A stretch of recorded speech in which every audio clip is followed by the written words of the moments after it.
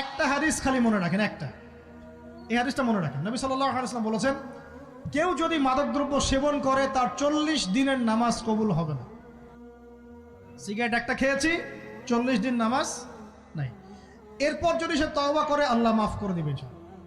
আবার যদি মাদক খায় আবার 40 দিন কবুল হবে না। যদি আবার তওবা করে আল্লাহ মাফ করে দিবে। আবারও যদি খায় আবারও 40 দিন কবুল হবে না।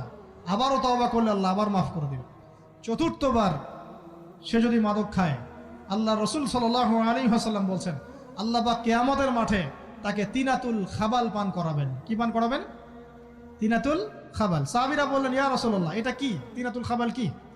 নবী সাল্লাল্লাহু আলাইহি ওয়াসাল্লাম বলছেন, এটা হচ্ছে জাহান্নামীদেরকে আযাব দেওয়ার পর তাদের রক্ত মাংসের যে পুঁজ বের হবে, এই যে ড্রিঙ্কস, জাহান্নামের হার্ড ড্রিঙ্কস, এই ড্রিঙ্কসের নাম হলো তিনাতুল খাবাল। আল্লাহ পাক আমাদের সবাইকে মাদক থেকে বাঁচিয়ে রাখেন।